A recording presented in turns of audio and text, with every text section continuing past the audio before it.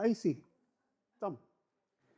Hoy día quiero hablar un poco de esto de caminando en los planes del Señor. No sé si algunos durante la semana, Franco estuvo haciendo unos live, no sé si muchos los vieron ahí.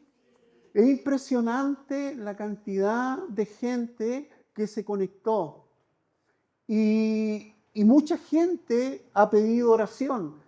Por otra parte, hemos estado viviendo muchas cosas como iglesia y pensando y meditando un poco en esto, quise ir al Antiguo Testamento porque creo que hay algunos hechos históricos que nos dan alguna idea de lo que Dios quiere que hagamos, ¿ya? Y quiero que nos podamos situar un poco en esto. Hay un pasaje en la Escritura y que yo creo que lo vamos a entender un poco más al final de lo que les voy a compartir. Aquí está hablando Pedro, está hablando de que Jesús es la piedra que desecharon los hombres, pero después agrega esto y dice, ustedes son las piedras vivas con las cuales Dios edifica su templo espiritual. Además, son sacerdotes santos. Por la mediación de Jesucristo, ustedes ofrecen sacrificios espirituales que agradan a Dios.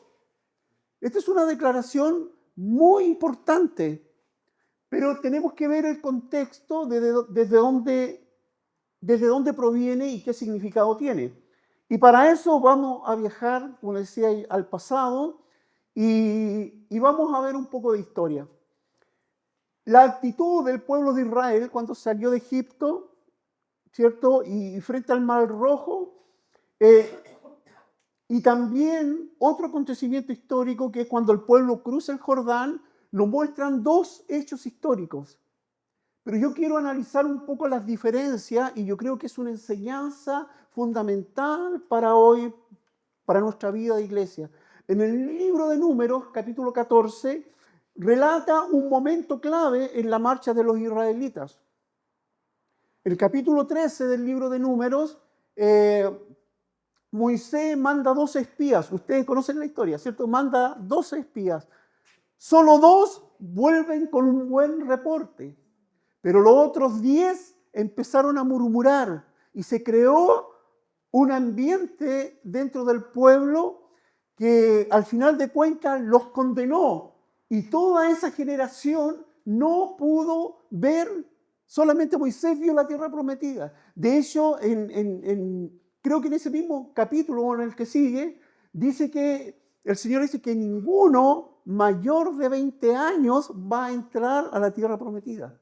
Es decir, toda la generación que salió de Egipto no pudo entrar a la tierra prometida.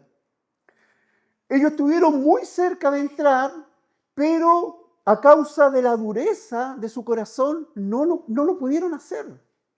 Como les digo, eso está en el capítulo 14 del libro de Números. El pueblo creyó a los 10 incrédulos y empezó a murmurar.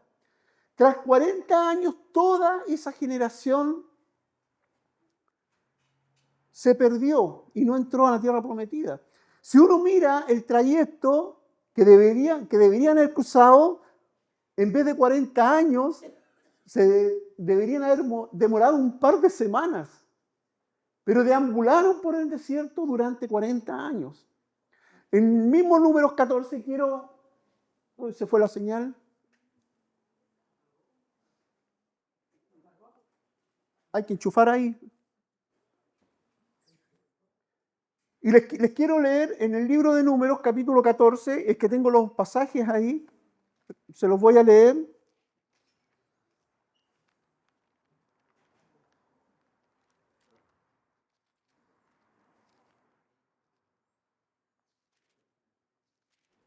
Si usted lo tiene ahí, me puede seguir. La idea era proyectarlo ahí para que lo pudieran leer conmigo. Pero en el capítulo 14, en el versículo 41 al 44, se los voy a leer, dice: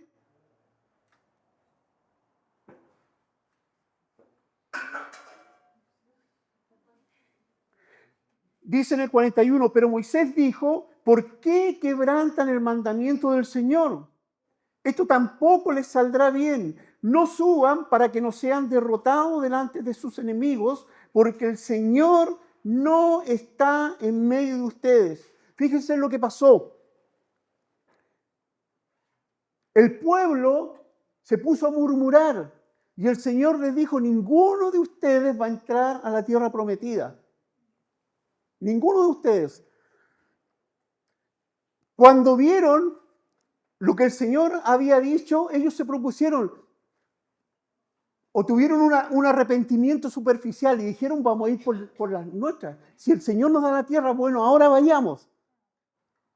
Y fueron, pero Moisés les dio esta advertencia, no vayan porque el Señor no está con ustedes. La Biblia ahí en eso da detalle que ni Moisés ni el arca se movieron, pero ellos quisieron ir, quisieron por sus propias fuerzas reponer. Chuta, fallamos, vamos ahora. Lo que le está diciendo Moisés ahí, no vayan porque el Señor no está con ustedes. Y en el 44 dice, y ellos se obstinaron en subir a la cima del monte. Miren, fíjense, fueron obstinados. Y yo creo que la característica principal de este pueblo es que eran obstinados. Eran porfiados, eran orgullosos. Querían hacer las cosas por sí mismos. En el capítulo 14, 45, dice que bajaron los amalecitas, los enemigos, los habitantes del monte, y los hirieron y los derrotaron y los persiguieron hasta Jormá. Ormá, dice otra versión, hasta Jormá. Dice que los persiguieron y los mataron. Y como les digo, sabemos que no fue esta generación la que entró a la tierra prometida. Aquí hay algo que es muy fácil de identificar si empezamos a analizar los errores de esta generación. Y quizás para nosotros, teniendo la historia, es fácil mirar para atrás y hacer un análisis. Pero yo me pongo en el lugar, si Dios estuviera haciendo algo, y creo que lo está haciendo en medio nuestro, ¿cómo actuaríamos nosotros?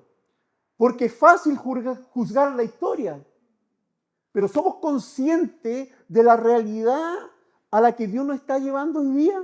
Yo pensaba en eso. Por eso le puse como título a lo que quería compartir, caminando o avanzando en los caminos de Dios. Es fácil juzgar a este pueblo que se quedó, que murmuró. Es fácil, lo tenemos escrito, es fácil.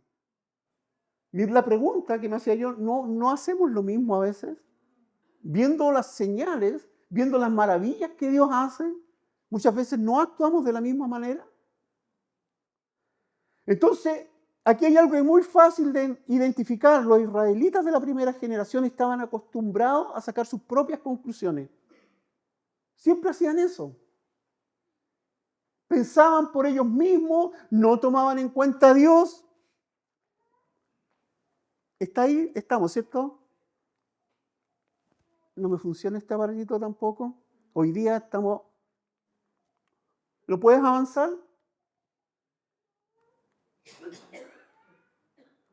¿El que sigue? ¿Sí? ¿El que sigue? No. Ahí. No. ¿Ya me están siguiendo? ¿Ya? Entonces, este pueblo no tenía oídos para escuchar a Dios. Se escuchaban entre ellos y tomaban decisiones entre ellos. Usted puede ver en este capítulo declaraciones como esta. A Moisés le decían, ¿por qué nos trajiste a este desierto a morir? ¿Acaso no habían tumbas también en Egipto? Y era un pueblo, bueno, voy a dar unos datos más adelante, pero era un pueblo que había visto las maravillas de Dios y al final de cuentas hacía estas declaraciones. ¿No sería mejor volver a Egipto? Por último, ya teníamos comida. ¿Por qué nos trae Jehová a esta tierra a caer por espada y que nuestras mujeres y nuestros hijos sean por presa? Por favor, ¿por qué no desenchufa y enchufa el... ¿Sí? Es que... Ahí sí. ¿Soy yo o ahí? Miren, esto era lo que decían, miren, ¿para qué nos ha traído el Señor a esta tierra? Para morir al filo de espada y para que nuestras mujeres y nuestros niños sean tomados prisioneros. ¿Acaso no sería mejor que regresáramos a Egipto? Siempre fue esta la actitud de este pueblo, siempre, y viendo las maravillas que Dios había hecho. Pero siempre estaba esta murmuración.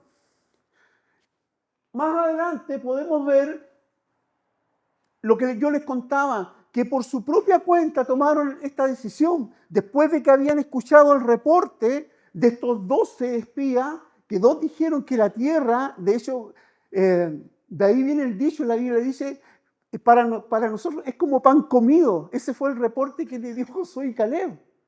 No, si podemos, son pan comido para nosotros. Pero los otros 10 dieron un reporte negativo. Y cuando Moisés, y cuando Dios le habló al pueblo, ellos dijeron, chuta, vamos entonces. ¿Y esto qué? Esto fue la determinación. Entonces madrugaron y subieron a la cumbre del monte, pues decían, hemos pecado, así que estamos dispuestos a ir al lugar del cual nos ha hablado el Señor. O sea, de primera se negaron y después se dieron cuenta y dijeron, ya vamos. Pero por su cuenta, tomando sus propias decisiones. Y en el 45, como les leí, dice que fueron derrotados. Derrotados. Podemos ver que en realidad este es un arrepentimiento superficial, basado en sus propias conclusiones. No habían obedecido a Dios y después dijeron, chuta, ahora vamos a ir. Pero dice ahí que volvieron a fallar, porque volvieron a analizar todo bajo su propia razón y no escucharon la voz de Dios. El texto dice, ni Moisés ni el arca se movieron de ahí. Quiero que tengan eso en mente. Dice que no se movieron del lugar, pero ellos fueron. Porque vamos a ver que la actitud del pueblo que cruzó el Jordán es totalmente distinta. Su obstinación fue más fuerte, creyeron que por sí solo podrían conquistar la tierra. Y los enemigos lo hicieron trizas, ¿ya? La segunda generación, la que cruza el Jordán, es una generación totalmente distinta en su actitud frente a lo que Dios escuchaba y lo que de Dios escuchaban. En Josué capítulo 3, versículo 1 dice, Josué se levantó de mañana y él y todos los hijos de Israel partieron de Sitim hasta que vinieron hasta la orilla del Jordán y reposaron allí antes de pasarlo. Miren qué distinta la actitud. El pueblo de Egipto salió de Israel, llegó a la orilla del mar y empezó a murmurar. Nos trajiste aquí para morir. Acá tenemos un pueblo totalmente distinto. Dice que se puso ahí y reposaron. Otras versiones dicen y acamparon. Es un pueblo que no se movía si no habían instrucciones. No se movía si no habían instrucciones claras. Aquí hay una actitud distinta, hay una actitud de reposo. Ya no es esta multitud ensimismada que empezaba a decir, chuta, volvamos a Egipto, vámonos de aquí, sino que reposaron. Y si tú lees el capítulo, dice que reposaron ahí y dice que estuvieron 3 días y después los capitanes empezaron a darle instrucciones al pueblo. Un pueblo que esperó, un pueblo tranquilo, un pueblo que esperaba instrucciones. Ahora hay un pueblo reposado, esperando, y esto es lo importante, esperando que el arca se muevan. El arca simboliza la presencia de Dios. Ellos no se movían, y de hecho las instrucciones que tenían, cuando se levanten los sacerdotes con el arca, ahí ustedes comienzan a caminar. Por eso es importante, el pueblo en el desierto se movió sin que se moviera el arca, sin que la presencia de Dios los guiara. Es un pueblo distinto, con una actitud distinta. El Señor iba delante de ellos, dice en Josué 3, en los primeros versículos, dice que el Señor iba delante de ellos porque era un camino por el cual ellos nunca habían andado. Por lo tanto, el Señor les iba a indicar por dónde tenían que caminar. Un pueblo que esperaba, un pueblo tranquilo, no un pueblo que se dio 40 años vuelta por el desierto, porque nunca escuchó a Dios. Nunca entendió los planes de Dios.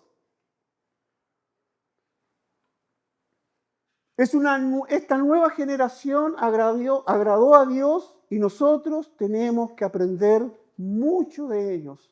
Mucho de ellos. Porque como les digo, yo creo que en nuestra vida como iglesia y en lo personal también, muchas veces nos vamos a enfrentar a desafíos que pueden ser como el Mar Rojo o pueden ser como el Jordán. Lo importante es con qué actitud tomamos los desafíos que Dios nos plantea en la vida. Yo no sé cuál es tu Jordán hoy día, pero la actitud frente a las dificultades, frente al Jordán, frente a lo desconocido, es lo que va a marcar tu destino. Repito, esto también es válido para nosotros como iglesia, porque estamos viendo cómo Dios está haciendo cosas en medio nuestro. Pero ¿cuál es nuestra actitud? ¿Cómo está tu corazón? ¿Cuál es tu motivación para avanzar en medio de las dificultades? Son buenas preguntas. Porque nosotros no nos vemos como una iglesia que se entretiene cada domingo en la mañana, pero no somos influencia y no estamos cumpliendo con los planes de Dios.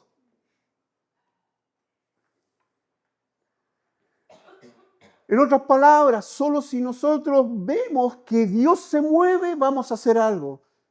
Porque les aseguro, yo siempre digo, si hiciéramos una encuesta y recogiéramos ideas de qué es lo que queremos como iglesia,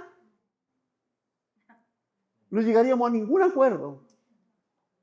Por eso encuentro tan importante esta actitud. El pueblo reposó, esperó instrucciones, a entender qué es lo que Dios quería. Porque al final de cuentas era un camino desconocido para ellos. Por eso era necesario que Dios los guiara. Miren lo que dice acá, las aguas que venían de arriba se detuvieron, cuando van a cruzar el Jordán. Yo voy a mostrarles unos datos geográficos que para mí fueron, y me abrieron más la mente en lo que ocurrió en este lugar. Dice, las aguas que venían desde arriba se detuvieron como en un montón, bien lejos de la ciudad de Am. Dice que está al lado de Seratam, y las que descendían al mar de la Arabá, al mar salado, se acabaron.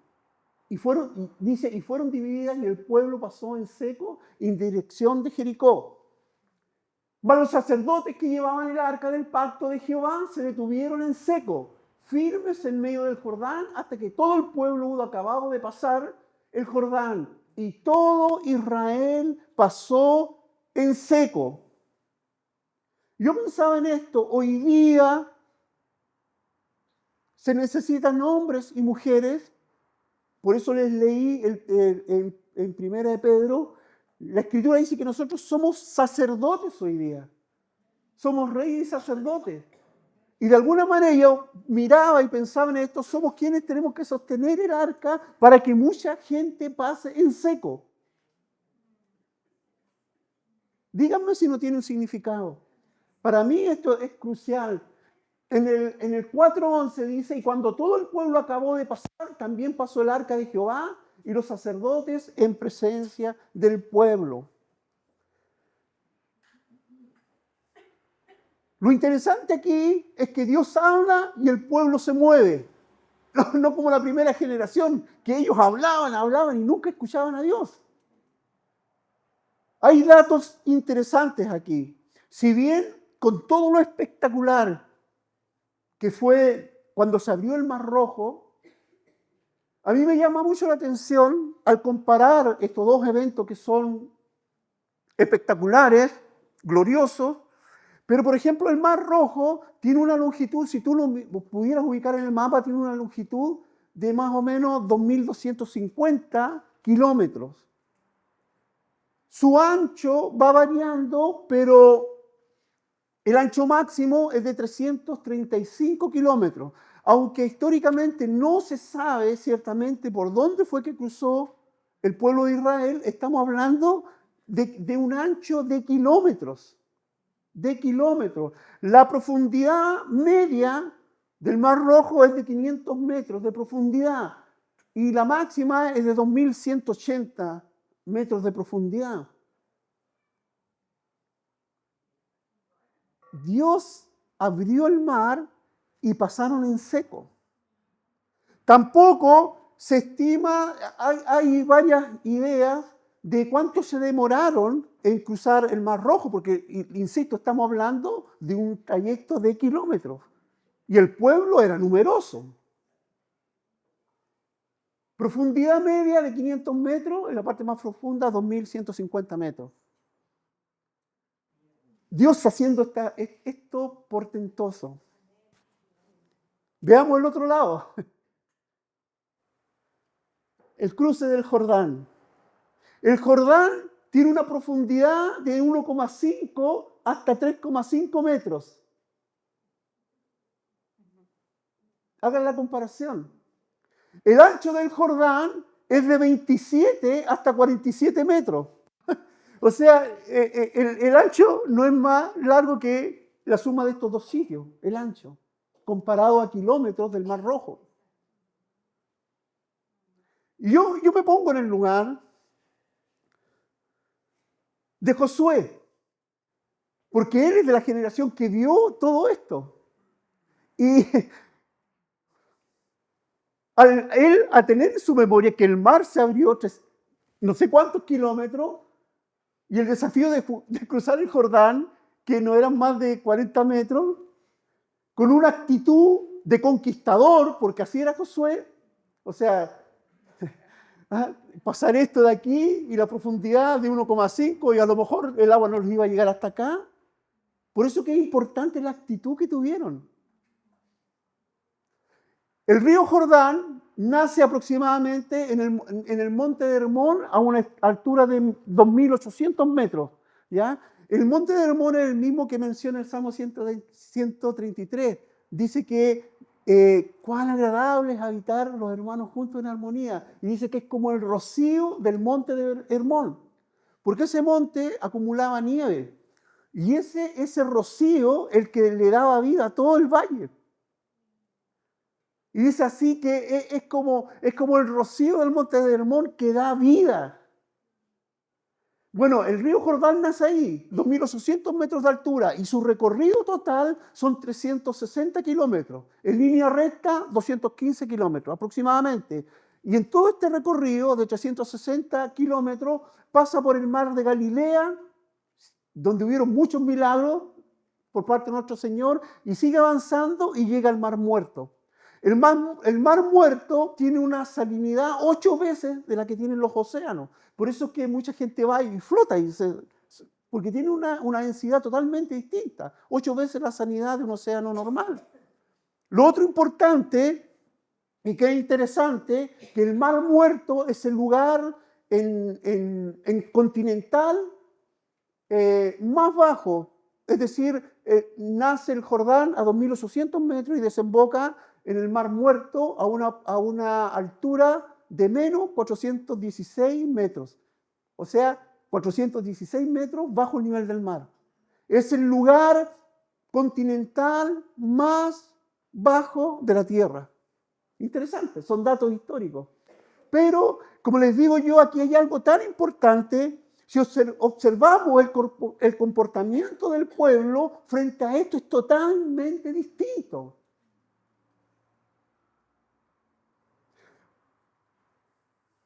O sea, si hubieran querido atravesar, lo cruzan nomás. Cruzan. Total, nadando son 30 metros, 40 metros. Pero la actitud es distinta. Por sus fuerzas lo habrían podido hacer. Pero no se movieron hasta que recibieron la señal. El pueblo que padeció en el desierto vivió entre dos fronteras. Y yo creo que muchas veces nosotros vivimos de esta manera. Salimos de Egipto, hemos sido perdonados, pero nunca entramos a la tierra prometida. Y yo creo que muchas veces, si somos honestos en nuestra vida, la vivimos entre dos fronteras. No nos volvemos atrás, pero tampoco avanzamos hacia la tierra prometida. ¿O no? Si somos honestos, muchas veces así. Y a veces, haciendo esta analogía, hasta a veces es más cómodo andar dando vueltas en el desierto que enfrentarnos a los desafíos que tiene entrar a una tierra prometida. Y muchas veces nos acostumbramos a vivir entre dos fronteras. No nos vamos atrás, pero tampoco avanzamos hacia donde Dios nos quiere llevar. ¿Dónde estamos ubicados hoy día? Frente al Mar Rojo, el pueblo se confunde, murmura y se queda afuera. En Éxodo capítulo 14 y capítulo 15 tú puedes ver que en 24 horas estaban reclamando: nos trajiste aquí para morir, mejor nos vamos a Egipto. El Señor abrió el mar. Al otro día dice que estaban cantando con pandero y danza. Así eran sus emociones. Un día estaban aquí, otro día allá, otro día acá. ¿No nos identificamos nosotros muchas veces con esto? ¿Ah? Hoy día estamos dando gracias y de repente nos olvidamos de todo lo que Dios ha hecho y empezamos a murmurar. Empezamos a quejarnos.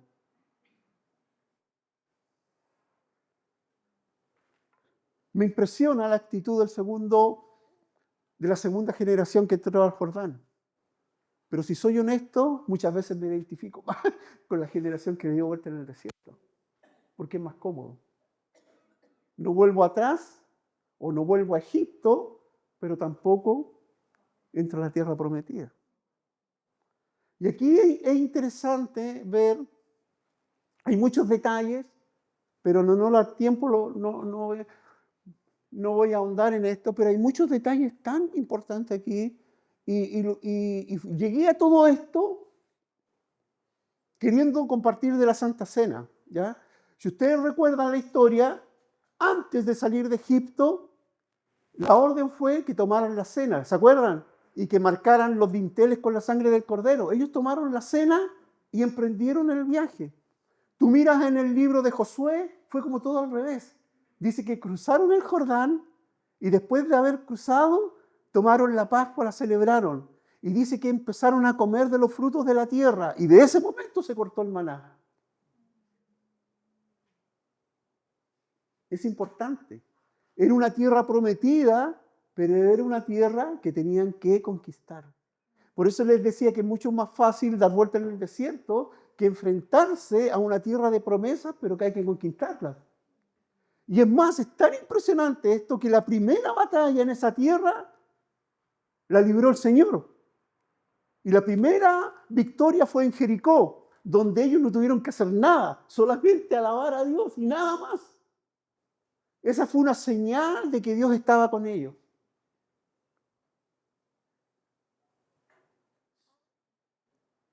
Yo siempre digo esto: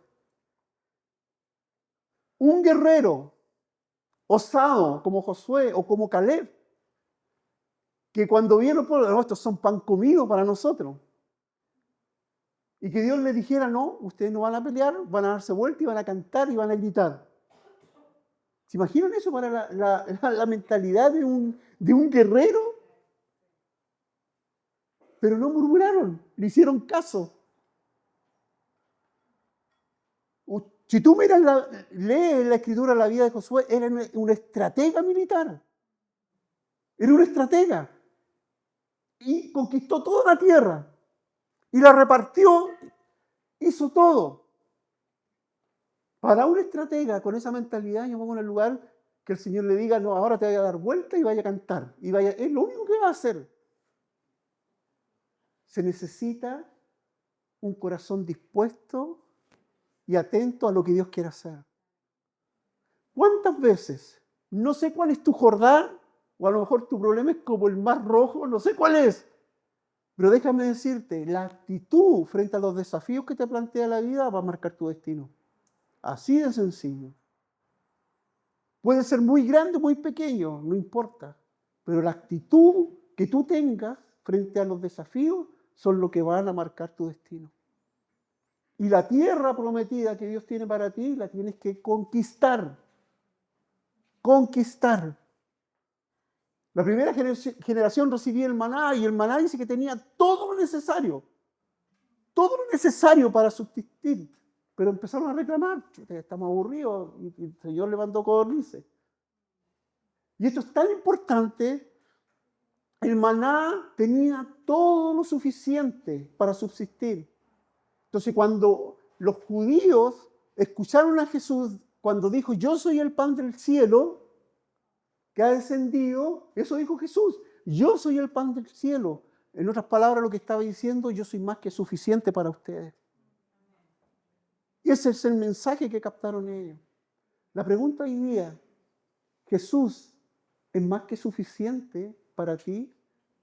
A pesar de lo que estés viviendo, a pesar de los mares rojos o los Jordanes que tengas por delante, Jesús es más que suficiente. Yo no sé qué desafío estás viviendo, pero déjame decirte una cosa. Nuestra actitud como individuo y como iglesia debe ser esta, paciente, no movernos.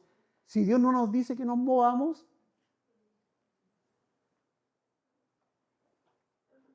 generalmente frente a las dificultades tratamos de solucionar todo de acuerdo a lo que yo creo, de acuerdo a lo que yo pienso, de acuerdo a lo que me funcionó antes, y cuando vemos que ya nada funciona, le preguntamos a Dios. ¿O no? Muchas veces somos así. Debemos aprender de esta generación. Yo creo que lo que estamos viviendo es solo el comienzo de lo que Dios nos quiere dar, pero va a depender de nuestra actitud frente a los desafíos que tengamos en lo individual y como iglesia. No hay otra manera de vivir esto. Les quiero leer aquí, ya me queda poco. Les doy gracias por la paciencia que tienen ustedes. Dice, cuando toda la gente terminó de cruzar el Jordán, el Señor le dijo a Josué, elijan de entre ustedes, de entre el pueblo, 12 hombres, uno por cada tribu. Díganle que tomen 12 piedras de en medio del Jordán, donde están parados los sacerdotes, y que se las lleven y las pongan donde van a pasar la noche. Josué llamó entonces a los 12 hombres que había escogido de entre los hijos de Israel, uno por cada tribu, y les dijo, pasen ahora delante del arca del Señor nuestro Dios hasta la mitad del Jordán. Tome cada uno de ustedes una piedra y échesela al hombro, una por cada tribu de los hijos de Israel. Cada una de ellas será una señal, y el día de mañana, cuando los hijos les pregunten a sus padres qué significan estas piedras, ellos les responderán, cuando el pueblo cruzó el Jordán, las aguas del río se partieron en dos delante del arca del pacto del Señor. Así que estas piedras son para que los hijos de Israel recuerden lo que aquí pasó. Lo que aquí pasó. Yo creo que hoy día, como les decía, hoy día nosotros somos llamados como sacerdotes. Y lo que está haciendo aquí Josué, tomen 12 piedras, pónganla ahí. A eso hace referencia Pedro con el versículo que empecé. Porque dice que pongan estas piedras aquí que sean de testimonio a lo que Dios ha hecho. Y Pedro dice ahora, me falló ahí. Y Pedro dice ahora, haciendo referencia a esto, dice, y ustedes son las piedras vivas, ustedes son las piedras vivas que van a dar testimonio. Eso le está diciendo, con las cuales Dios edifica su templo espiritual. Además son sacerdotes santos, ¿se dan cuenta el sentido que tiene? Ustedes ahora son los sacerdotes, ustedes son las piedras vivas que dan testimonio. Ustedes son los sacerdotes que sostienen el arca, que es la presencia de Dios, para que mucho pueblo pase. Ese es el llamado que Dios nos está haciendo. Por la mediación de Jesucristo, ustedes ofrecen sacrificios espirituales que agradan a Dios. Es tan tremendo lo que viene. Lo único que nos conviene es avanzar este camino de acuerdo a lo que Dios quiere que hagamos. No podemos avanzar de otra manera. Como les digo, si uno compara los hechos del Mar Rojo con el Jordán no es nada. Es más, si comparamos ríos sagrados del Oriente con el Jordán no son nada. El Nilo de Egipto es tremendo, o el Ganges de la India es tremendo. El Jordán, de 27 a 40 metros. Para nosotros es un canal, no es un río comparado al Biobío que tenemos acá. Pero la actitud del pueblo para pasarlo fue distinta. Lo podían haber hecho de más, pero prefirieron reposar, esperar instrucciones, que la presencia de Dios, que en el arca se moviera. Ahora caminamos. Un principio para nuestra vida como iglesia, pero es un principio para tu vida. Repito, no sé qué mar tienes delante de ti hoy día, cuáles son los desafíos. No sé qué Jordán tienes delante de ti, pero sé las promesas que hay después del Jordán. ¿Cuál es tu actitud? ¿Estás esperando que Dios se mueva? ¿O vas a seguir intentando por tus propias fuerzas? ¿Cuál es tu actitud frente a los conflictos que puedas estar viviendo hoy día? ¿Los quieres solucionar por ti mismo? Date vuelta 40 años en el desierto y vas a ver que no tiene solución. A veces tenemos que esperar, reposar, esperar en Dios, y nuestra vida tiene propósito. Una tierra que conquistar, pero si Dios va adelante, los problemas se pueden superar.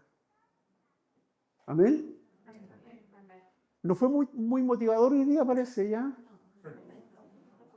No pretendo ser un motivador. Prefiero hablar las verdades que nos confrontan y nos lleven a seguir madurando en las cosas y en los caminos que Dios tiene preparados. Yo siempre digo, yo tengo una concepción trágica de la vida, no fatalista, trágica, porque tenemos que morir día a día para tener esa vida plena que nos prometió Jesús. Y morir cuesta. Morir a mí mismo cuesta mucho. Es trágico. No hay tragedia más grande que querer morir. Pero es la única forma de tener esta vida abundante que el Señor tiene preparada para nosotros. Oramos al Señor, pónganse en pie.